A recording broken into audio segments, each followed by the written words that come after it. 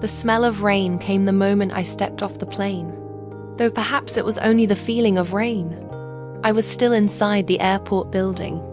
Maybe it came from the view beyond the lobby windows, or from the damp coats people wore through the terminal. Beyond the glass, a thin rain was falling, almost mist. The sky farther off was clear. It might stop soon. On this planet, rain came and went all year. The amount changed with the seasons. So did the temperature. But days without rain were rare. I took the high-speed train from the station attached to the airport and headed toward the city. Mito was the planet where I was born. I lived here until my early teens, then moved to another planet. Before I noticed it, I had spent more years away from home than in it. Until I found work, I lived in school dormitories. I had only come back to Mito a few times.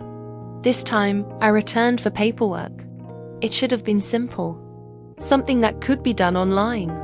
But no matter how many times I tried, the process failed halfway through.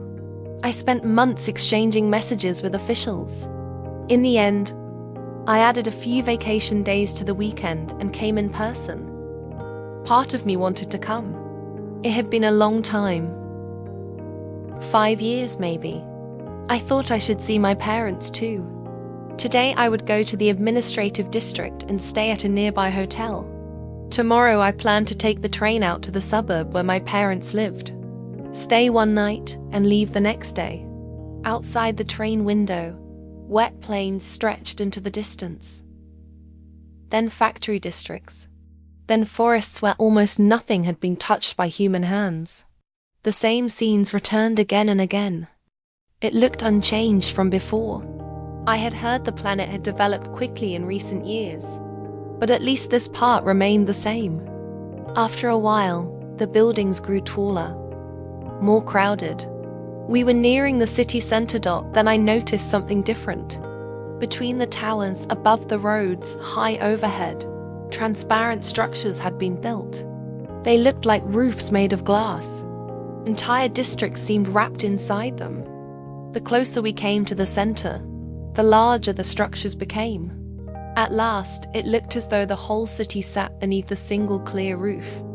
The train reached the final station. The government office was 15 minutes away on foot, so I decided to walk.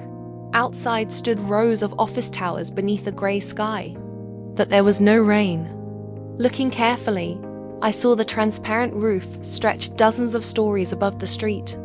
It was so clear there was little sense of being indoors. Rain touched the surface overhead and slid away somewhere out of sight. The air moved freely too. What made the place feel enclosed was only the absence of wind and the way people dressed.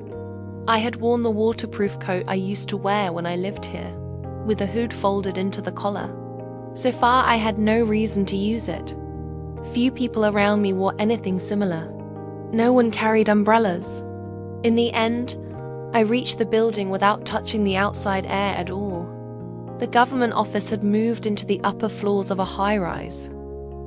The interior was polished and modern. Nothing like I remembered. Some things had not changed. One department could not solve the problem and sent me to another, which sent me somewhere else again. Still, it was settled in the end. Apparently, an old correction in my records had never been properly processed. I took a mobility vehicle waiting outside the building and headed toward the hotel. Partway there, I noticed lines of rain moving across the window. The roof must have ended once we left the business district. People on the sidewalks wore raincoats or carried umbrellas. Watching them, I finally felt that I had returned to Mito. We passed a large building along the way, and something about it seemed familiar. There was a broad lawn in front. People of different ages came and went in casual clothes. It looked like a school or a hospital. I knew I had never lived in this area. I could not remember ever coming here for any reason. Then, after a moment, I understood. This was the facility where I had been born. I had been there from before birth until sometime after my first year. At least that was what I had heard. I had no memory of it myself. Maybe my parents had shown me photographs, or maybe they had told me once when we happened to pass by. My parents moved often because of work, and I had stayed there only a short time. The process of becoming qualified to raise a child was long and complicated. Most children moved back and forth between the care facility and the homes of their guardians until the age of 2 or 3. Only after that did they begin living at home full-time. Some children were never raised at home at all. Their guardians only visited them. On most progressive planets, parenthood no longer carried special rights or obligations beyond shared genetic information. My parents had already raised one child before me. They already held certification as guardians. That, they said, was why they were able to take me home earlier than most. I had also heard that child died young in an accident. Maybe that was another reason they wanted me near them as soon as possible. Though I heard that story from a friend of theirs, I do not know if it was true. By the time I arrived at the hotel, the rain had almost stopped. The sky farther away had already turned blue. The air still held the faint smell of rain. I closed my eyes for a moment and breathed it in before walking toward the entrance. The next day, I took the high-speed train to the suburb where my parents lived. It was also the place where I had lived until my early teens. The station area looked different now. The newer buildings were covered in transparent ceilings and walls, even around the entrances. Unlike the city center, the whole district was not enclosed beneath a roof, but covered walkways connected the buildings, so people could move through the rain without getting wet. The new structures stood beside the old ones. On the way to my parents' house, our vehicle passed a yellow bus. It was a school bus from the school I used to attend. Children sat in rows inside, wearing matching navy raincoats and waterproof backpacks. Nothing had changed. The weather was clear today, but on this planet rain could begin at any time. Back then, I hated that no matter what clothes I wore, I always had to cover them with the same waterproof coat. I hated that I could wear nothing but waterproof boots. I used to think that once I became an adult and left for another planet, I would finally dress however I wanted. But now I wore almost the same thing every day. When I arrived at my parents' house, it looked different enough that I checked the address to make sure. Still, this happened almost every time I came back. My father was an engineer in construction. Altering the house was his favorite hobby. My mother liked interiors and carpentry. Each time they changed something, the house became almost unrecognizable. This time they had added a detached structure, and plants covered the outer walls. The path from the gate to the entrance had become a tunnel of green arches. I wondered how much rain it could really keep out. About half of it is edible, my mother said.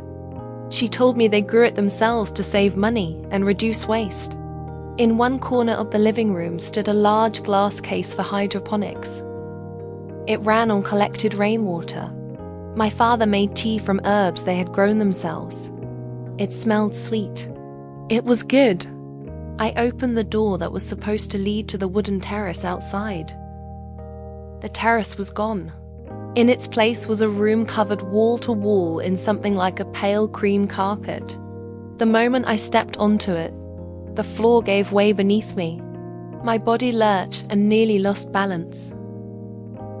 "What is this?" I asked. "A trampoline," my father said seriously. "You don't know it? Try jumping." I know what a trampoline is. But is it supposed to be inside a house? "It's popular now," my mother said from behind him. "It's good for your health. One of my friends lost weight with it. I jumped lightly once. I bounced much higher than I expected." My father pointed at a panel on the wall. "You can adjust it there. At maximum, you can jump nearly 3 meters. Though you need protective gear for that. Want to try?" "I'll pass," I said. After that, they continued showing me new kitchen equipment and other devices whose purpose I could not imagine using. When I went upstairs to leave my bags in my room, I was relieved to see it had not changed much. The walls had been repainted a pale green. The desk had been replaced with one that folded into the wall. The books I had left behind were still on the shelves. Dinner was made with vegetables they grew themselves. Salad, rice cooked with herbs, chicken grilled with vegetables. Under the lights, my parents looked older than I remembered. I told them about my work on Planet D-152, and my father listened with interest. The weather control system used there had been tested on Mito for years, he said. The goal was to reduce rainfall and shorten the wet season. But the results had not justified the cost, and the project was abandoned. Instead, research shifted toward large-scale roofing systems and indoor humidity control. Maybe when I retire, my father said, I'll move somewhere with better weather. He said he wanted a place where he could spend all day in the sun. Looking at the sea dot, my mother smiled. You're too used to rain, she said. You might find places without it unsettling. After dinner, my mother went to her room to practice her instrument. My father and I stayed in the living room and drank more herbal tea. My mother was a professional musician. She played in a private orchestra. Not famous, but established enough to perform at events and recording sessions. Because of her, I learned an instrument when I was young. I still played, but I never had enough talent to become a professional. For me, it remained only a hobby. From the open window came the sound of rain. At first, the drops fell one by one. Then the rhythm thickened into a single continuous sound that covered the roof, the ground, everything. Through it, faintly, I could hear my mother playing. I haven't heard this piece in a long time, my father said. What was it called again? I began. Wait, he said. I'll remember. The melody passed through the rain and the walls, its edges softened by the damp air. It was a familiar sound. My father and I sat without speaking, holding cups warm with steam, listening to it together.